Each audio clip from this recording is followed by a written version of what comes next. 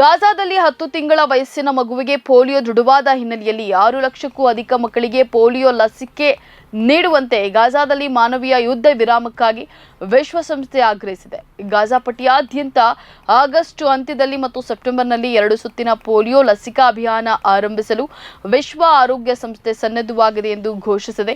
ಗಾಜಾದಲ್ಲಿ 4 ವಾರಗಳ ಅಂತರದಲ್ಲಿ 2 ಸುತ್ತಿನ ಪೋಲಿಯೋ ಲಸಿಕೆಯನ್ನು ಅಳವಡಿಸಲು ವಿಶ್ವ ಆರೋಗ್ಯ ಸಂಸ್ಥೆ ಮತ್ತು ಮಕ್ಕಳಿಗೆ ಸಂಬಂಧಿಸಿದ ವಿಶ್ವಸಂಸ್ಥೆಯ ಏಜೆನ್ಸಿ ಯುನಿಸೆಫ್ ಗಾಜಾದ ಆರೋಗ್ಯ ಇಲಾಖೆಯೊಂದಿಗೆ ಕೆಲಸ ಮಾಡುತ್ತಿದೆ ಎಂದು ವಿಶ್ವಸಂಸ್ಥೆಯ ಮಾನವೀಯ ವ್ಯವಹಾರಗಳ ಕಚೇರಿ ಹೇಳಿದೆ. ಇಸ್ರೇಲ್, ಹಮಾಸ್ ಹಾಗೂ ಗಾಜಾದಲ್ಲಿನ ಇತರ ಗುಂಪುಗಳು ಮಾನವೀಯ ವಿರಾಮಗಳ ಒಪ್ಪಂದಕ್ಕೆ ಸಮ್ಮತಿಸಬೇಕಾಗಿದೆ.